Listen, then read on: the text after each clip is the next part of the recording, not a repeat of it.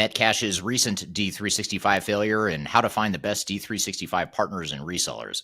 Those are just two of the topics we're going to cover here in our premiere episode 1 of the Journey to D365 podcast.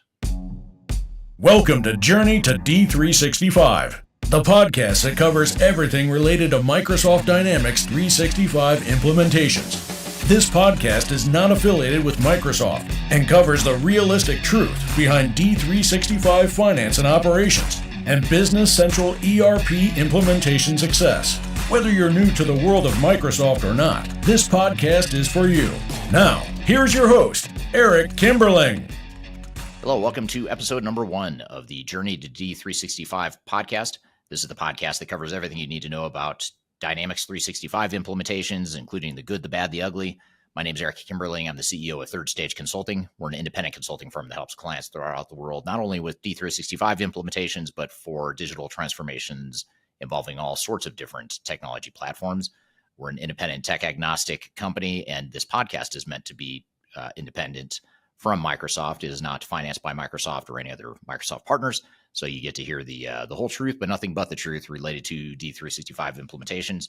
And joining me as my co-host is Darian Fiakuski. Darian, thanks for being here today. Yeah, thanks for having me. I'm excited for this new podcast. Yes, new podcast series. It sort of augments our weekly Transformation Ground Control podcast, which is a tech agnostic podcast that covers all things related to technology in general, including digital transformations. You can listen to that podcast by going to transformationgroundcontrol.com. But this podcast is focused on Dynamics 365, and you can find current and future episodes of this podcast by going to journey2d365.com. So thank you for being here today.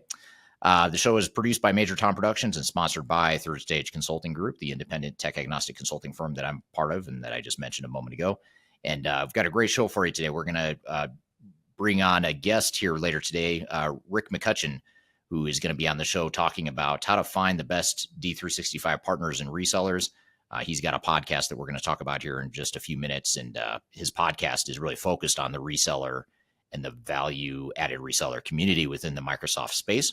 So he knows a lot about different Microsoft partners and can give us some good advice on how to find the best D365 partner.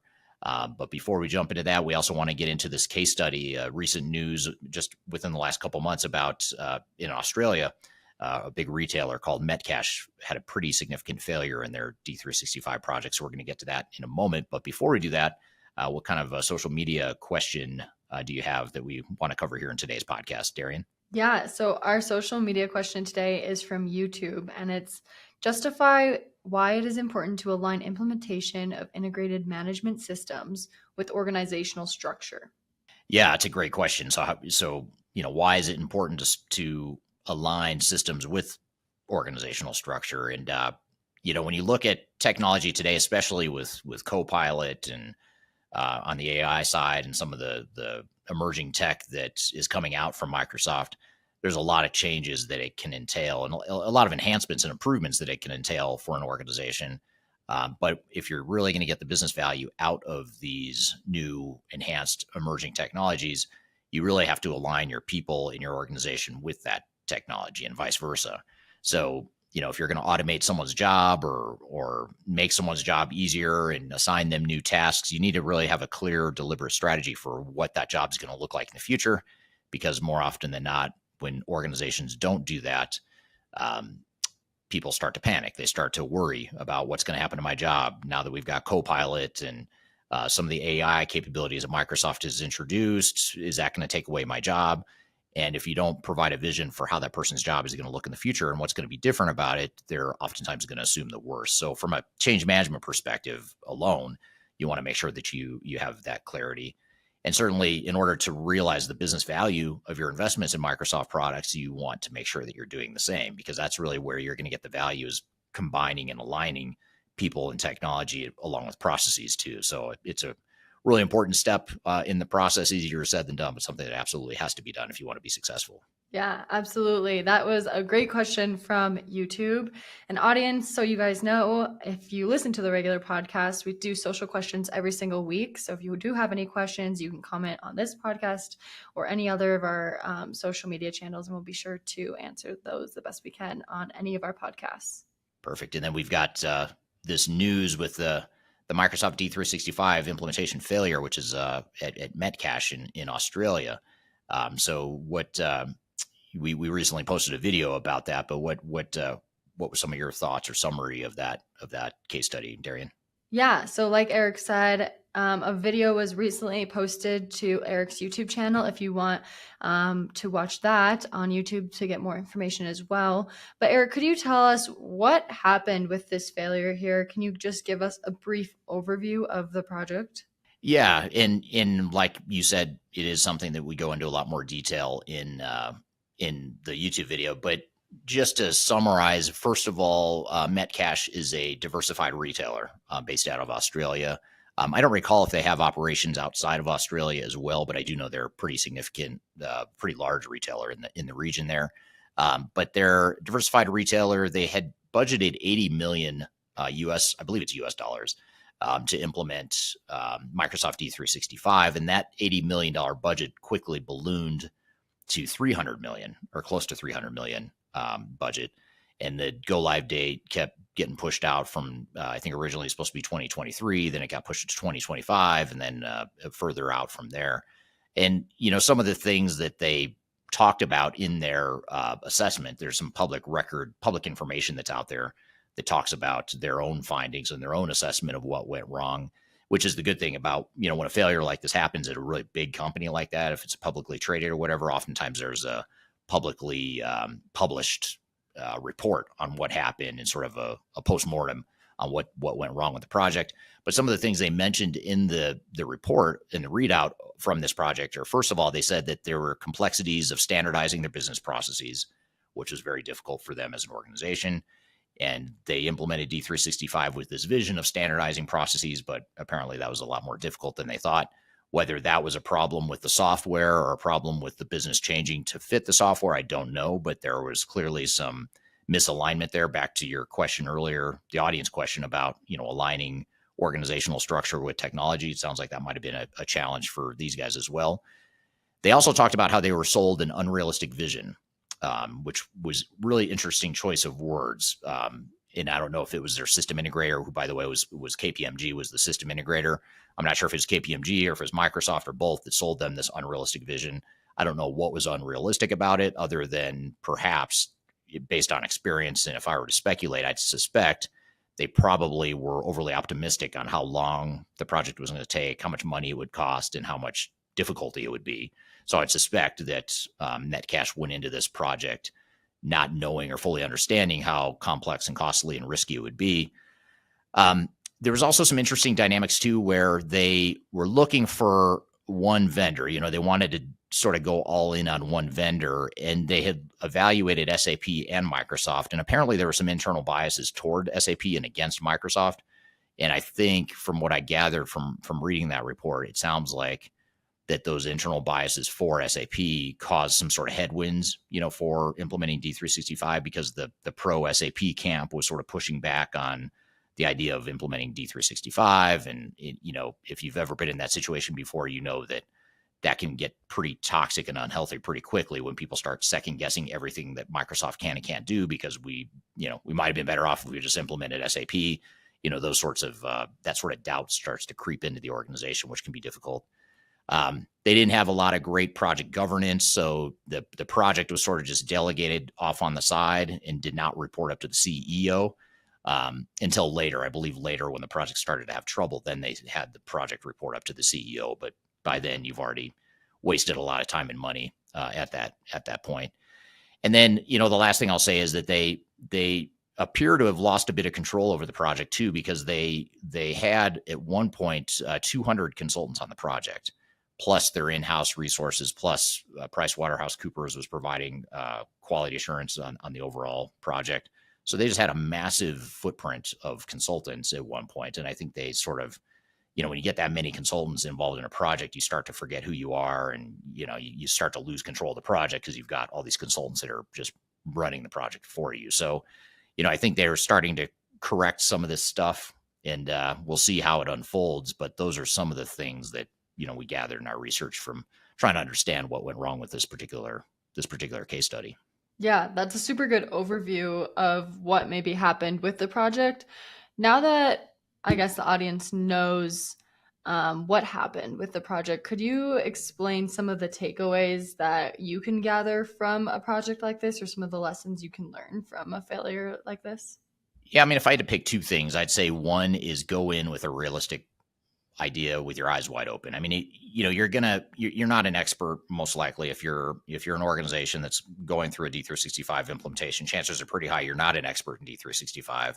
You're not an expert in software implementations, or else you wouldn't be doing what you're doing as a company. So it's understood that you're going to rely on outside experts, but you have to trust but verify, ask a lot of questions, dig, make sure you've got objective people advising you, because if you have a bunch of people advising you that have a lot to gain by you making a decision and signing on the dotted line on something that's unrealistic because it benefits the organization that's selling you that vision, then that's a problem. And the reason they do that, by the way, is they don't want, someone who's trying to sell you software, especially when we're talking about tens of millions of dollars or hundreds of millions of dollars in this case. The system integrator and the software vendors typically don't want to scare you. They don't want to create doubt or uncertainty. They want to encourage you and say, hey, this is great. This, our product is a great solution, blah, blah, blah. And that's great. You want to have that positivity, but you also have to have that grain of salt that says, yeah, but it's going to be hard. It's going to take us longer than what's being proposed, or it's going to cost us more. And you just have to be realistic about that, because if you have a realistic plan, you're more likely to make the right decisions and do things right. And it's much easier to grapple with the fact that it's going to cost you more time and money than expected. It's a lot easier to deal with that issue up front than it is when you're halfway or 2/3 or all the way through the project. And then the other thing I'd say is make sure that you have control of the project. Make sure you've got the project governance in place to manage your system integrators and your consultants, rather than the system integrators and consultants managing you. And that's something that oftentimes gets backwards with these D365 projects, is you just sort of outsource the entire thing, and suddenly you lose control of the project. Suddenly, before you know it, you look up, you've got 200 consultants on a project billing by the hour, and the meter is just getting out of control, and the costs are getting out of control with, in many cases, questionable business value. So you've got to make sure that you take ownership and control of the project. Just like if you're going to have a house built, you wouldn't just tell a general contractor and some architects and some plumbers and electricians to go build whatever they feel like building. You're going to want to have an active role in sort of signing off on the design and being involved in the design and checking up on the house, physically going to look at it every so often, make sure it's being built the way you want. And that's the same way you should treat a D365 implementation. Make sure that you are actively involved and that you're controlling and making adjustments where you need to along the way. For sure. And I know that this is something we may get into later with our guest here, but with projects like this that are so big, how important is it that these companies choose the correct Microsoft D365 partner? Well, it's really important. And, you want to make sure that you have not only people that are knowledgeable of Microsoft, but are knowledgeable of just how to run a project and how to integrate technology with people and processes, and, can, understand operations and all that good stuff. So that's part of it. The other part of it, though, is cultural fit. If you've got a really big, massive system integrator or reseller that's going to outnumber you, that may not be a healthy or effective relationship. It may be better to go look at a larger tier 2 player, or in some cases, for some organizations that are in the middle market, it makes more sense to go find a smaller integrator. So, you want to look at kind of where your leverage is and how you're going to work best, what kind of company are you going to work best with, what's the best cultural fit, certainly what's their knowledge base. But honestly speaking, other than the dynamic of getting really junior resources on projects where they don't know what they're doing because they're just out of college or whatever, setting that aside, most of the time, knowledge of the product is the least of the worries on a project. The lack of knowledge of D365 is typically not why the projects fail. It's typically because of other things. Many of the things that Metcash seem to face there as well. But yes, choosing the right partner is very important, which is why we've got a guest here today that can help us unpack that and help us identify some of the best ways to identify the best partner that's going to work best for your organization. Yeah, absolutely. I'm super excited to hear what Rick has to say today about finding the right partner for D365 implementations. Yeah, absolutely. So our first guest on our first episode here is going to be Rick McCutcheon, and he's a guy that is very close to the Microsoft partner community. And we thought we'd have him on the show to chat about how to find and navigate, or how to find the best partner, how to navigate all the different options that are out there. Microsoft in particular has a very broad and diverse partner base, for better or for worse. Sometimes that's a good thing, and sometimes it can be a liability. So we want to really understand how to navigate that. So we're going to bring him on the show here in just a moment to talk about that. But first, we're going to take a quick break. We'll be right back with more of the Journey to D365 podcast.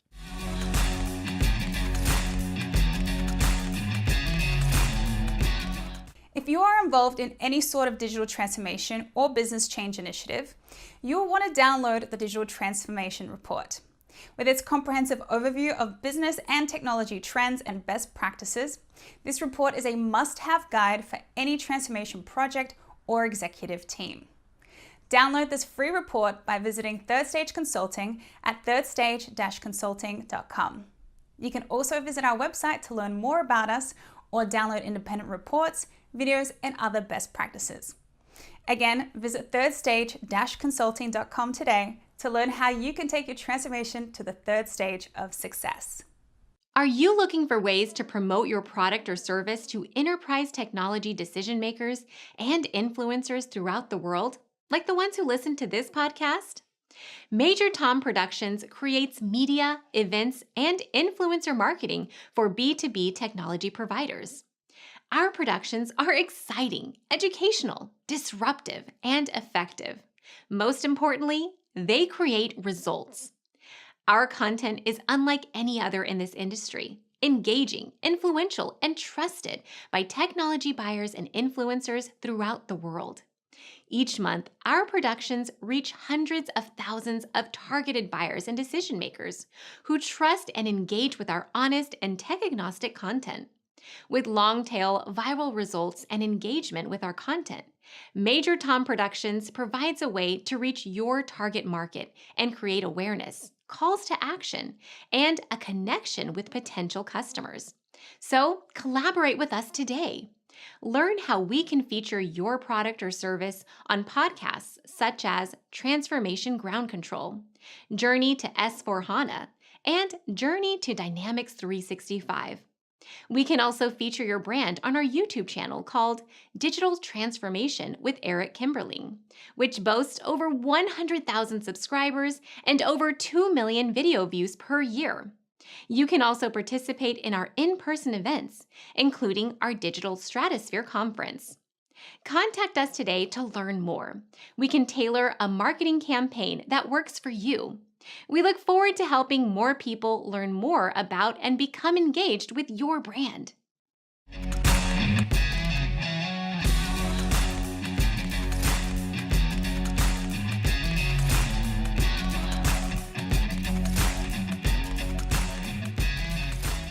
Hello, welcome back to episode number 1 of the Journey to D365 podcast. My name is Eric Kimberling here at Darian Fiakuski. You can find new episodes of this show every week by going to journeytod365.com. And at that website, you can see past episodes. You can also subscribe and follow the podcast wherever you prefer to listen or watch. Again, that's journeytod365.com. This show is produced by Major Tom Productions and sponsored by Third Stage Consulting. So our next guest, or our first guest of the first episode, I should say, is Rick McCutcheon. He's going to be on the show here today, chatting with me about how to navigate the D365 partner community and how to find the best partner in the space to make sure that your implementation is successful. With all that being said, Rick, welcome to the show. Thank you, Eric. It's a pleasure being on your podcast. Yeah, I've listened to your podcast as well. I'm going to ask you about that in a second. You've got a great show that you host as well.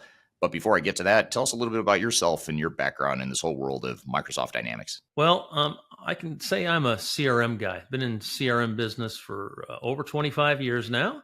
Got started back in the 90s when we had things called contact management. Then we became Salesforce automation. And then all of a sudden someone said, we're going to call it CRM. And I said, okay, we'll call it CRM.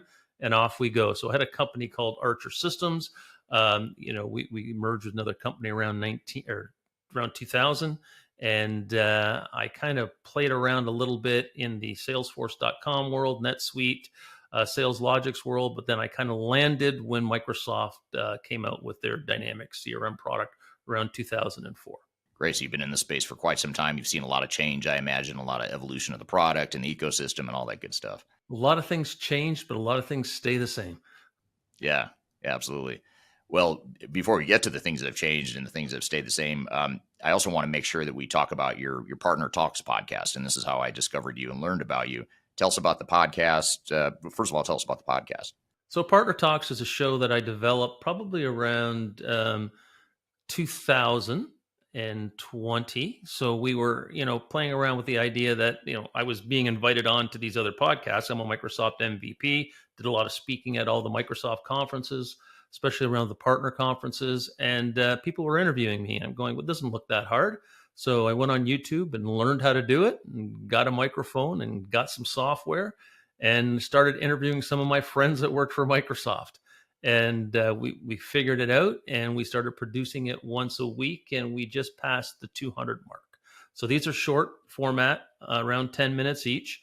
And it's really talking to Microsoft partners, Microsoft employees, and other people in our ecosystem that are influencers about the world of business applications, which we know as Dynamics in the Microsoft world. And they just tell me about their business and who they are and what they do. Yeah. And so that's why you're the perfect guest for this topic here today, talking about the ecosystem and how to find the right partner and how to navigate this complex and robust Microsoft ecosystem that they've built.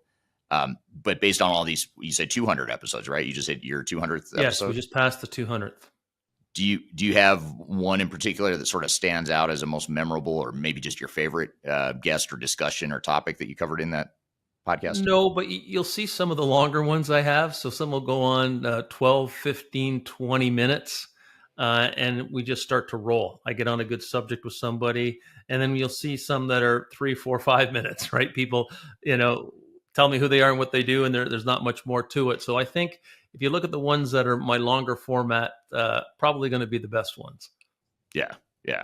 Well, good. So we'll make sure the audience here checks out that podcast as well. And again, that's called Partner Talks Podcast with Rick McCutcheon. So I guess just as getting started here on this whole thread of understanding and navigating the Microsoft Dynamics ecosystem, let's start off by talking about how important is it to find the right partner. I mean, Dynamics is a great product, right? Let's say we've all agreed that this is what we're going to implement in our organization. We're excited about it, but we know we need help. How important is it to find the right partner? Are they all kind of the same, or is there a big variation? Well, I think it's crucial, right, to find the right partner, because we use the term Dynamics and we use it loosely, because Dynamics kind of covers the ERP and the CRM products that Microsoft offers. So on the ERP side, we've got the older products like Great Plains and Navision, which now Navision's kind of morphed into Business Central, which is their sort of mid-market play. And then you've got the enterprise finance and operations. So that's the ERP side, and I'm a CRM guy, right? So I played on the CRM side, which this is complicated, but it's built on what they call Dataverse. Which is its low-code engine, which they use in the Power Apps world.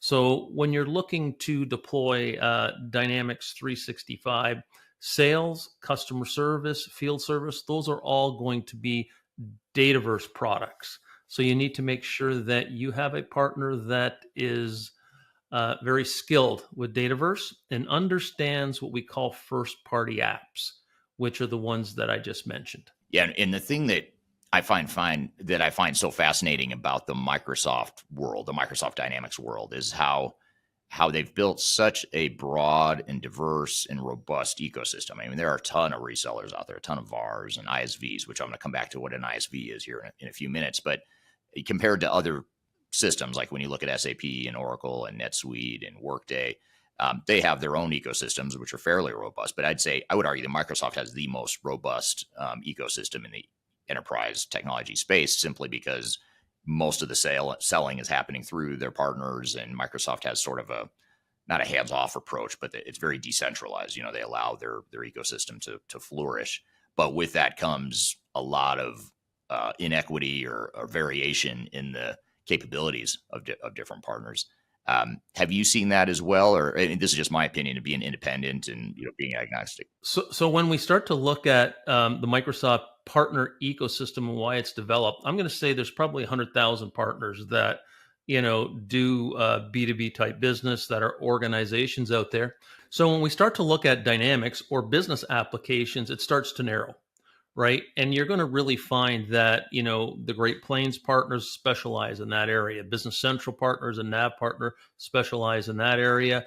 And, CRM, CE partners specialize in their own areas. What's nice about Microsoft is they're partner friendly. So I can come in and say, I want to be a Microsoft partner. I can go to the partner portal and get all the information I need, all the training I need, all the software I need, everything I need to start a business. And there's lots of support, and there's things like Microsoft Learn. So I can come in and really specialize in that product and learn everything about it. And then there's this whole ecosystem of user communities, technical boards, all that built around the product. So if I decide one day I'm going to build a Business Central business, I can go and do that. And the infrastructure's there. There's no real barriers for doing it. And I think that's why we're seeing more and more partners that want to sell business applications come into our world. Yeah. And do you have any sense of how many resellers there are in the Microsoft Dynamics space worldwide, or maybe just in North America?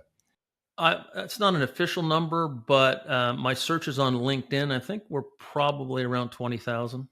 Okay. In worldwide or just in North America? I think that's global. That do, make it be a little higher when we start to look at Business Central, which are kind of the key ones: Business Central, the CRM, CE, and the F&O space.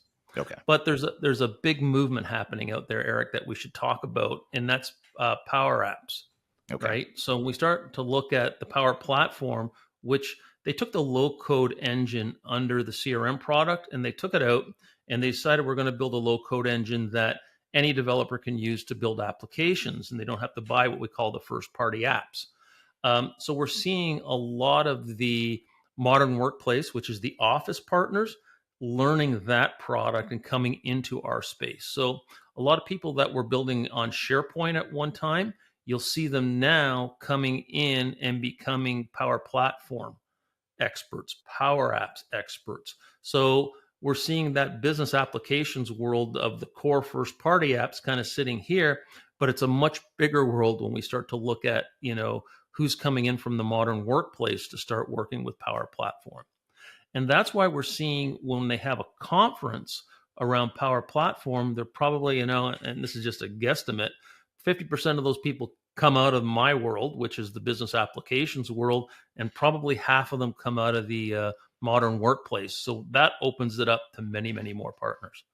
Yeah, that's interesting. I mean, whether it's 20,000 or 30,000, whatever the number really is, I mean, that's a lot of partners to potentially navigate. And I know there's a lot of smaller shops that specialize in one industry or one geography or one application within the Microsoft Dynamics suite. So there's a lot of variables that go into sort of filtering out which ones are the right fit just from a skill set perspective. But when you back up and look at these tens of thousands of different partners that are out there, what are some of the top characteristics, top 2 or 3 qualities or skill sets or characteristics that buyers should be looking for when they're trying to evaluate these different partners? I think it depends on the customer. How sophisticated a buyer are you? Is this your first deployment, or are you on your third deployment? We're also seeing a lot of our customers build a skill set internally to work with the product. So they have, maybe 4, 5, 10 people working in their organization, depending on the size, supporting the Dynamics installation. So they've got a good skill set, and a lot of them will bring in a partner when they want to do something very specific. So let's say I was going to put in field service. Whether it's Microsoft's field service or more advanced product like Resco's, I'm going to get somebody with some experience around that field service product because my group doesn't have it. Or let's say we're going to start moving into our call centers because you're going to start integrating into a lot of ISV products. So you probably want to bring in that skill set for somebody who works in that world. And you'll find when you get into Dynamics, like I was a Salesforce automation guy, right? That's pretty much all I did. Someone had a customer service project or field service project. I got a Rolodex. Here's people that can help you. It's not me, right? Because I had my, my niche. And you're going to find a lot of the smaller partners have a niche, but they're tremendous at it, right? And they probably have a small team of 5 or 10 people that have been doing this for a dozen years who are very, very good. Where sometimes you get into a bigger firm, you don't know who you're going to get, right?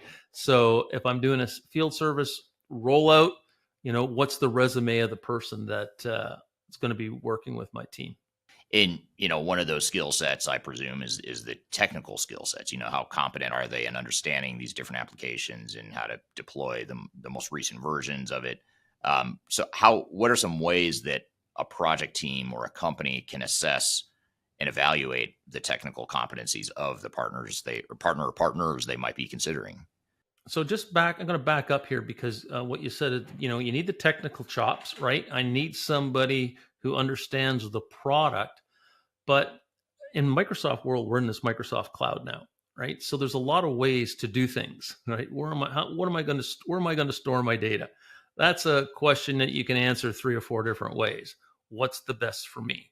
So I think, look at someone with that technical skill set, but also someone who understands, have a broader understanding of the Microsoft cloud and what components should I bring in to do what, because they all integrate fairly well together.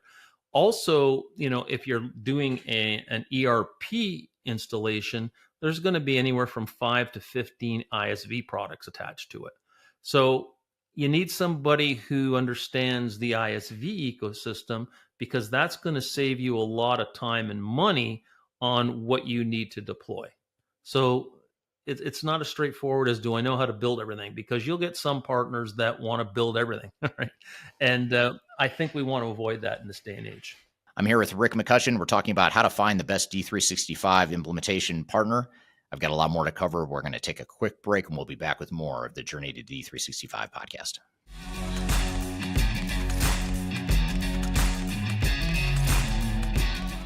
I recently published my first book. It's called The Final Countdown: Strategies to Reach the Third Stage of Digital Transformation. And I wrote this book because I really wanted to find a concise way to share some of my knowledge around digital strategy and how to get started on a digital transformation journey. So in this book, I cover 3 different sections. I cover the people, process, and technology aspects of transformation, with the idea that it's meant to be a starting point, a launching pad for organizations and team members that are going through digital transformations. So I encourage you to buy this book. You can get it electronically, you can get it paperback, or you can get it in hard copy, as I'm holding here in front of you. You can get it by going to thefinalcountdown.com. You can also search for it on Amazon if you shop at Amazon. Otherwise, just go to thefinalcountdown.com. Love to hear your feedback on this book as well. So I hope you check it out and hope you enjoy. I'm excited to share our newly released 2024 Digital Enterprise Operations Report. This free download is available on the Third Stage website at thirdstage-consulting.com. This report is truly packed full of technology-independent and agnostic insights for your project to ensure that you're strategically optimized for success. Download your copy today with the QR code in front of me, or visit our website for more details.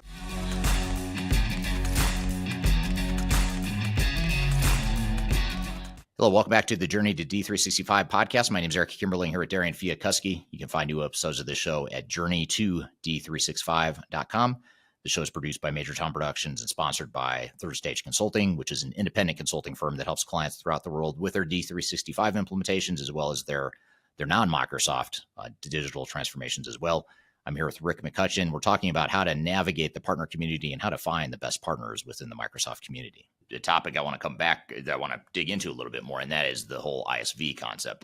Before I ask you some questions around that, just tell us what is an ISV and how does that unique to the Microsoft ecosystem? So it's independent software vendor, and in the business applications, it's really organizations that are in the CRM world. We saw a lot of companies building on the low-code engine and building applications, whether in the first-party CE application or building something in Power Apps. So with the low-code engine, they're building some sort of ISV product that is kind of embedded in the technology. We're also seeing organizations who, have partner relationship management portal, and they just want to attach it, for example. So they write integrations and they still keep their technology separate, and they attach to the Microsoft technology. So it's a very interesting world. Now, on another part of that, we've got a group that are pure ISVs where they've got their own technology, but we also have a group called what I call hybrids. And these are partners who are traditionally, I'll call them SI, systems integrators, who have verticalized. And there's some people that have done the wine industry. Another one I was talking to a couple of weeks ago was doing the recipe management, right, for big food companies, right? So they find a vertical and they customize the app to fit that vertical and then sell it as an ISV. So they're still selling you a first party app, but it may be customized in a way where they can drop it right into your business. So it's a complex world, but it's a pretty exciting one right now. Yeah. Yeah, that is exciting. And how important is it for an organization to consider an ISV, or more specifically, I guess it's not even just that you might want an ISV because it's an ISV and it's different, it's innovative. It's because the ISV has built a product that might be more specific to your industry or your specific needs. How important is that industry experience and flexibility and tailoring of the product for your specific industry? I think it's something you really need to consider, because they're going to save you a lot of time and a lot of money. And they're also, you're going to get a demo of a finished product. Whereas if I go to somebody and they're going to custom build it, I can give you a demo of the product and here's what I'm going to do for you. Or if I go in and I find an ISV who's done the wine industry, I'm looking at what functionality they've built in. And with our technology on the CE side, low code, they can customize that app. So they can give it to you 70% finished and then customize the 30% of what you need. So I think it's becoming more and more important. And that's why we're seeing such a growth in the app source platform that Microsoft's put out there. Because last time I counted, I think we're getting close to 2,000 ISVs. Okay. So there's lots of technology, lots of information out there for you to research.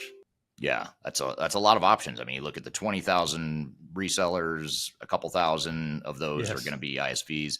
Do you ever come across companies or organizations that find an ISV product that they like, but they don't feel like that ISV partner is the ideal implementation partner? In other words, there might be someone else who's like just better. They like the team better. They like the general service competencies better, but they like the product of this ISV provider. Do you ever see a conflict there?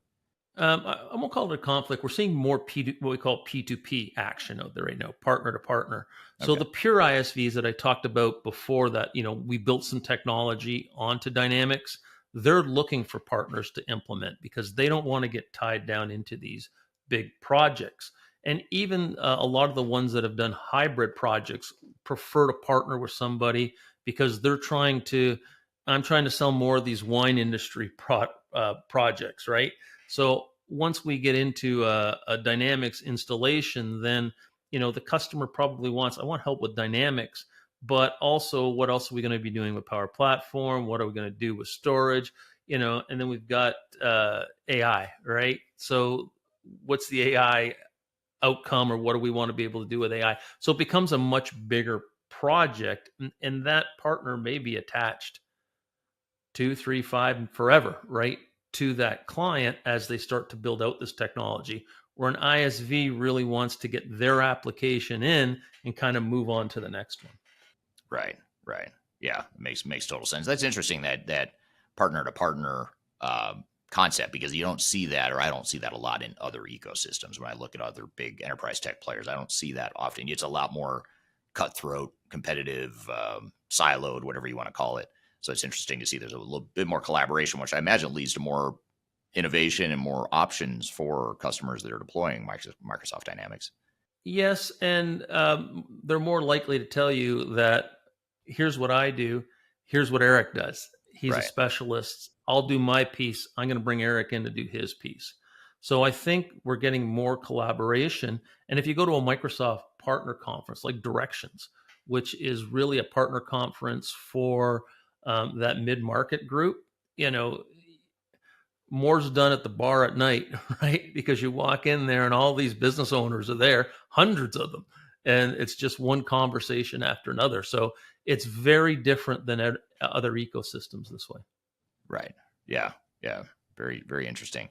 So what are some emerging trends in the ecosystem of Microsoft Dynamics that businesses should be aware of?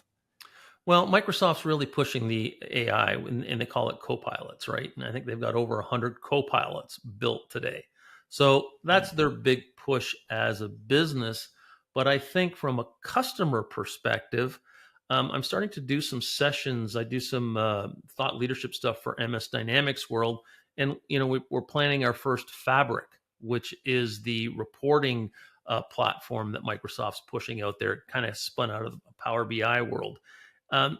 We've got 3 times as many people showing up for a Fabric event than any other type of event we're doing now. So Fabric's a very hot topic. Also, data is a very hot topic because companies now realize that, we want to use something like Fabric to run across our organization to be able to report. We want to also be able to use these AI tools both safely, securely, and have the data make sense. Then I got to clean up my data. So I think we're going to see over the next 3 to 5 years, big projects around data and getting their data ready for that next phase of digital transformation. I'm here with Rick McCutcheon. We're talking about how to find the best D365 implementation partner. I've got a lot more to cover. We're going to take a quick break, and we'll be back with more of the Journey to D365 podcast.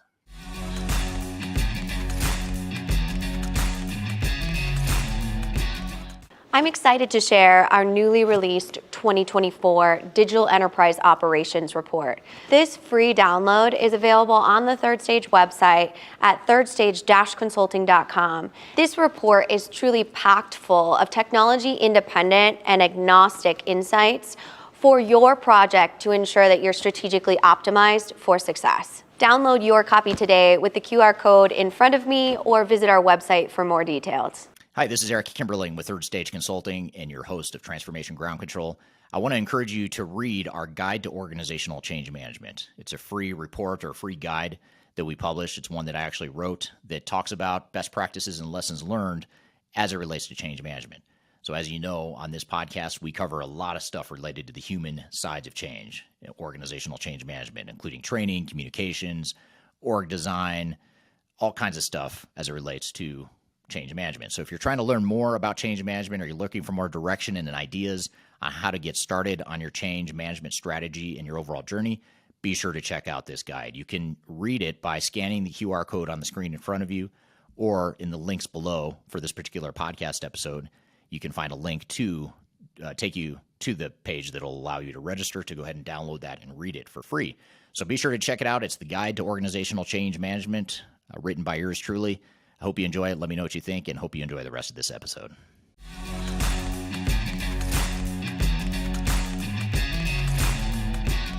Hello, welcome back to the Journey to D365 podcast. My name is Eric Kimberling here at Darian Fiakuski. You can find new episodes of this show at journey2d365.com. The show is produced by Major Tom Productions and sponsored by Third Stage Consulting, which is an independent consulting firm that helps clients throughout the world with their D365 implementations as well as their non-Microsoft digital transformations as well. I'm here with Rick McCutcheon. We're talking about how to navigate the partner community and how to find the best partners within the Microsoft community. One of the unintended secondary benefits of this whole AI movement, I think, is that focus on data. That's something I think organizations have struggled with for decades. And now all of a sudden, I think organizations are saying, wow, we really do need to focus on our data if we're going to take advantage of and keep up with this artificial intelligence thing that's happening right now in the marketplace. And I think we're going to see more announcements. I saw one this week where Microsoft's partnering with a data provider. So I think we're going to see more and more of Microsoft really partnering and paying attention to how do we get this data in shape so people can leverage these AI tools. Yeah, that makes total sense. What are some of the common mistakes then that you see organizations make when they're choosing a partner or maybe multiple partners? What are some of the pitfalls or advice you would give of people telling them not to do those things when evaluating partners? I think they don't spend enough time on, we'll call it the soft skills, I suppose, as opposed to the tech chops of the partner, right? We got the technology, but it's really, how are you going to do the initial planning with me, right? How are you going to help me with requirements? This is really tough because, as an MVP, and I've been independent a long time, most of the projects I went into, they wouldn't hire me to do a big project. They usually hired me to do a project that was stuck, right? People weren't using it. In CRM, that's notorious, but a lot of it was just poor requirements and poor design, right? So how are you going to help me with planning? How are you going to help me with requirements and design? I'm sure you can do the build, right? And then what does the user acceptance look like? Like, how are we going to deploy this? How are we going to train on them? And how are we going to make sure that we're successful with this? So I kind of broke it down into segments, and I actually was teaching a course for the User Group Association for a long time around how do you plan a CRM project, and I would just plan it into all these modules. And I think as a client, that's what you need to do. When you're talking to a partner, it's not all about the tech, it's about the total deployment of the app. Let's pull on that a little bit, or dig into that a little bit. I mean, you talk about planning requirements as two, planning and requirements as two threads or competencies that are just as, maybe even more important than the technical chops that you talk about. What about, other things, or what are some of the other competencies you want to look for, like around program management or change management training, whatever? Are there other soft, intangible sorts of things you want to be looking at when you're evaluating partners? From a customer side, there's one other point I want to make is who owns, and I'll talk about Salesforce automation and CRM. Who owns the project? Is it IT or is it business? And if we go to business, who owns it within the business? And when I would go in and there would be a poor deployment or a problem deployment, I'd sit around with some executives and I say, okay, who owns the project? And they would all look at the IT director, who would look back at them and go, look, at this thing technically runs perfectly. Your people aren't using it, type of thing.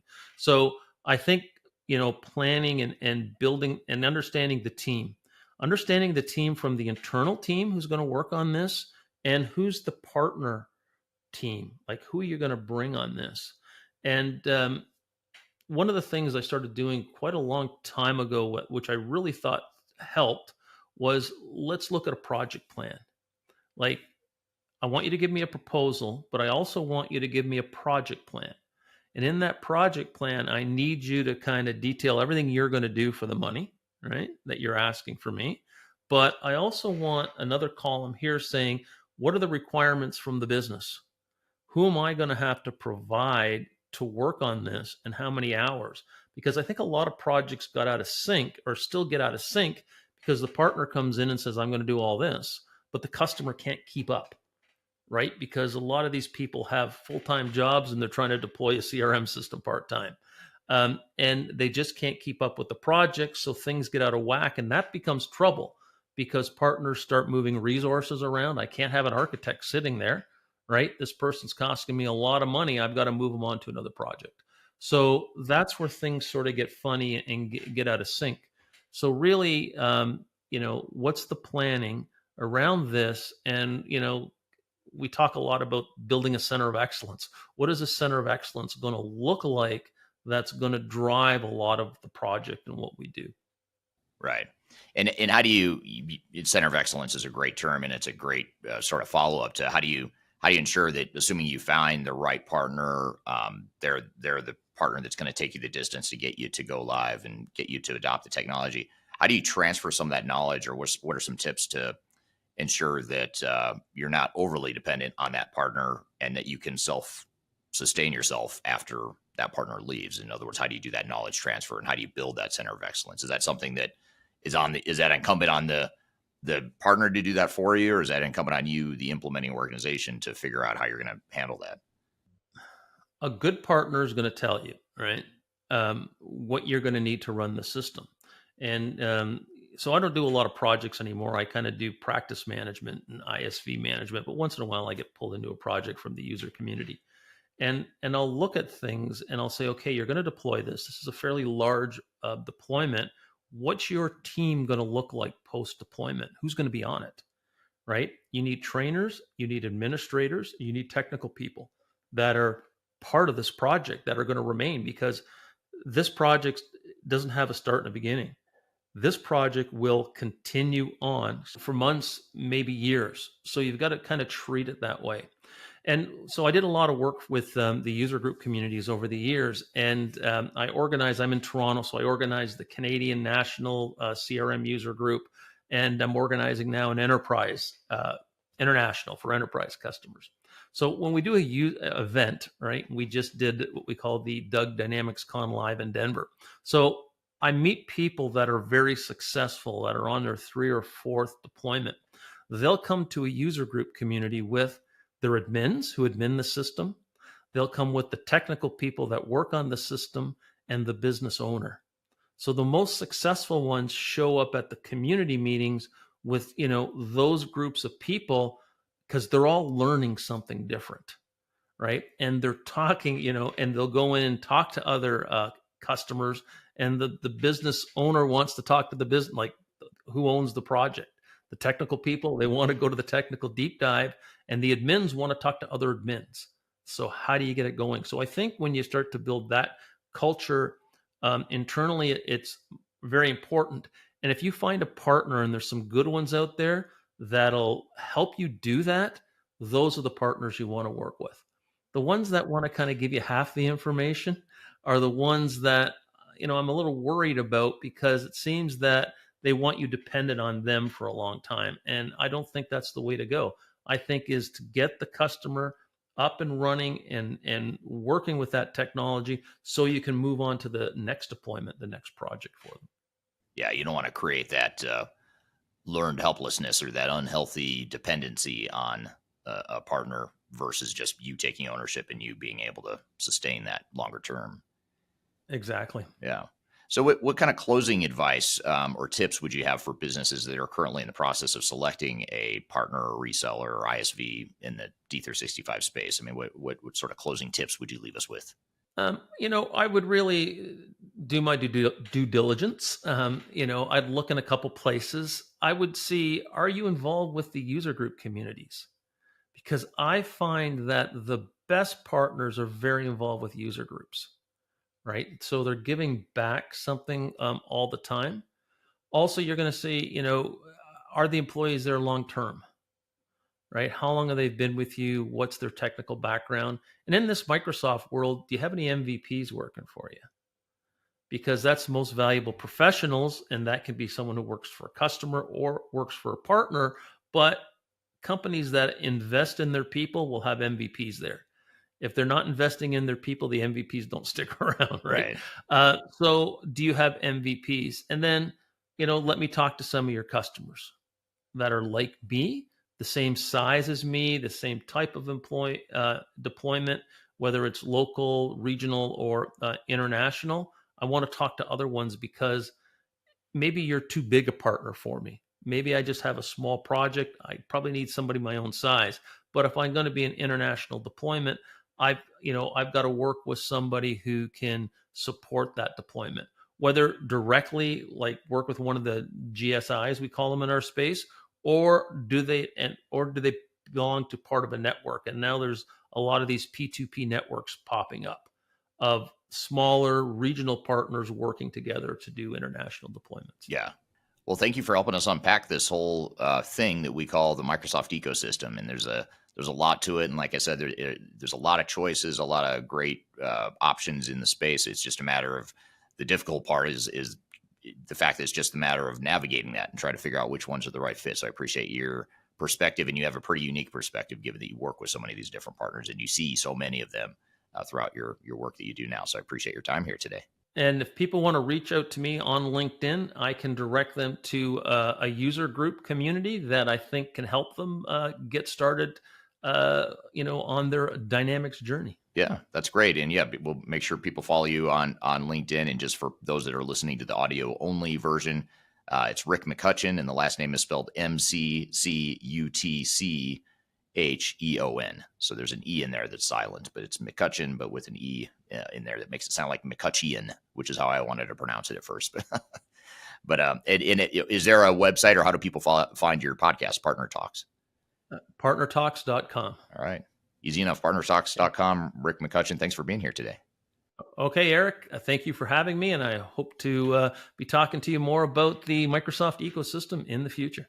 All right. Thank you, Rick. Great conversation. That was good stuff. Appreciate having you here today. And that was very helpful to understand and help us navigate this whole partner community that is very complex in the Microsoft world. So I really appreciate your insights. And we're going to build on some of these concepts or debrief on some of these concepts here in just a moment. But first, we're going to take a quick break. We'll be right back with more of the Journey to D365 podcast.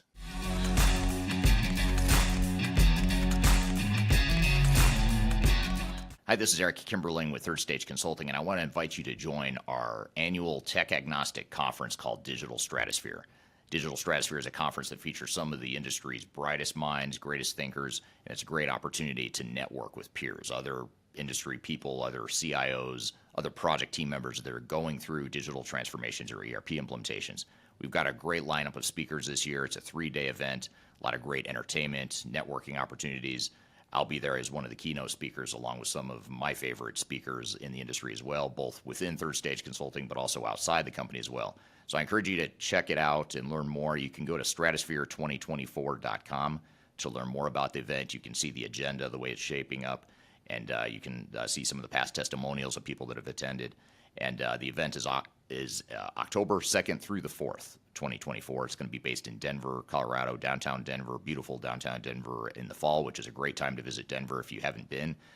Again, stratosphere2024.com. Check out the agenda. Check out our early bird pricing for passes.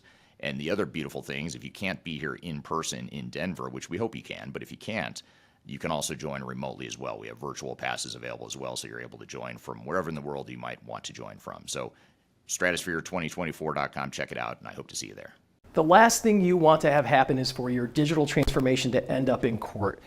I've been doing this for 20 years and I have seen everything. My name is Marcus Harris. I'm a software and technology attorney focusing my practice on drafting and negotiating software-related contracts and litigating software disputes across the country. Feel free to reach out to us at taftlaw.com. We'd love to talk to you about the litigation process and what you can expect.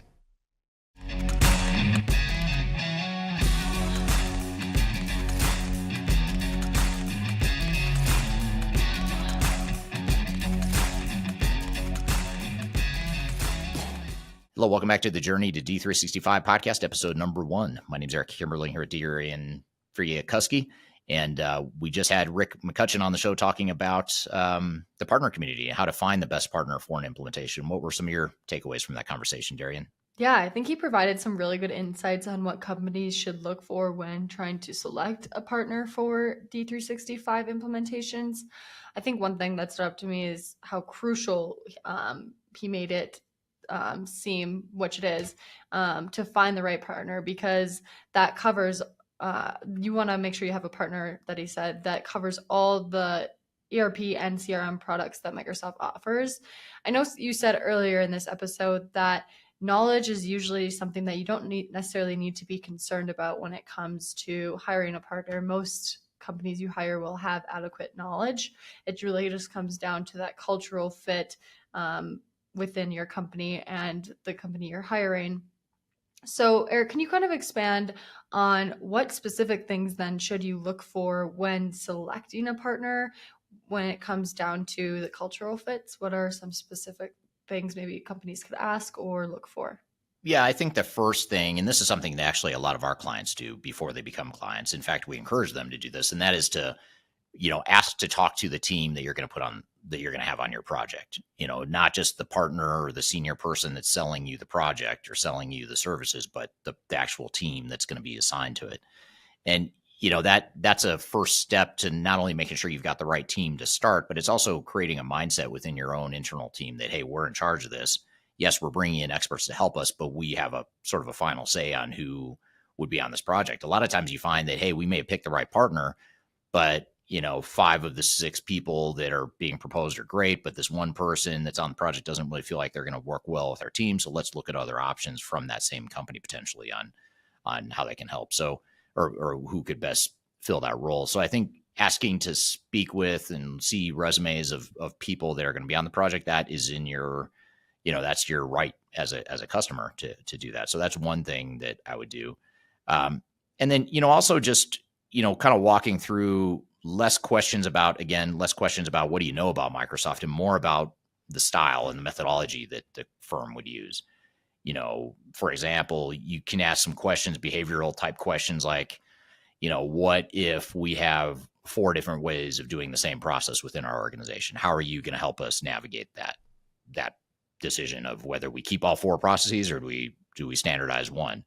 Now, you want to watch out for real boilerplate answers like, well, we've got best practices in D365 and that'll solve all of our problems, because that's not That's not real, and it's not effective typically to do that. So you want to make sure that it makes sense, that the approach that the team is taking is going to make sense, and it kind of fits your goals and the way you operate as an organization. So I'd say those are two of the big things you could do to find the right cultural fit. Yeah, that makes sense.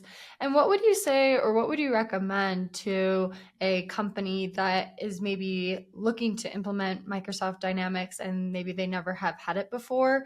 How do they get up to speed quickly to learn about what is best for their company? Well, one thing is, Microsoft has a lot of, there's a lot of training materials out there that talk about what all the different Microsoft products can do and how they work and that sort of thing. So just educating yourself on your own is one way. But another way would be to make sure that you carve out part of your phase or part of one of your work streams within the project to educate your team. Have your system integrator come in and train your people even before you start the project, train them on how D365 works. They don't need to become certified experts necessarily, but the more they know about D365, the more they can sort of get their head around the product and what it can and can't do, the more effective the internal team is going to be. So I think it's a great question, because you do want to train up front. You don't want to just wait until you're about to go live, because if you do that, if you wait until you go live to really train people in mass, then you've sort of ceded control of the project right away. You sort of said, okay, we don't know D365. We're not training ourselves. You, the expert, the outside experts do know. So they're going to be the ones making decisions, and you need to be the ones making decisions. So you've got to level that playing field a bit by educating yourself as much as you can. But one of the best ways is just to ask the partner you work with to provide some training up front before you really get into the design, the build, the testing, and all that stuff. Yeah, totally. That makes a lot of sense for any newer companies to Microsoft Dynamics. But overall, I thought this episode was a great way to kick off this new season. I feel like hopefully the audience learned a lot. I know I learned a lot. I thought Rick was a great guest today. Yeah, he was really good. And we're going to have more great guests on the show in the next few episodes. Next week in episode 2, we'll have one of our senior consultants from the Third Stage team who has a lot of experience with implementing D365. His name's Tony Ford. He'll be on talking about the pros and cons of Microsoft D365. We'll have someone else from the Microsoft community in episode 3. Her name's Mary Myers. She'll be on the show talking about Power Platform and Copilot in D365 implementations. And then episode 4, coming up in just a few weeks, we'll have Jeff Nelson from the Third Stage Consulting team, another Microsoft D365 expert. He'll be on talking about lessons from successful D365 implementation. So that's just a sampling of some of the guests we have coming up here in future episodes. So you want to stick around, stay tuned, and listen here to these episodes as they come out in the coming weeks. Again, you can go to journey2d365.com. That's the podcast page where you can learn more. You can listen right there on the website. You can also subscribe to the podcast on whatever platform you wish by going to that same website. So be sure to bookmark journey2d365.com. Hope you enjoyed this first episode, and we look forward to seeing you next week. Hope you have a great week in the meantime, and we will speak soon.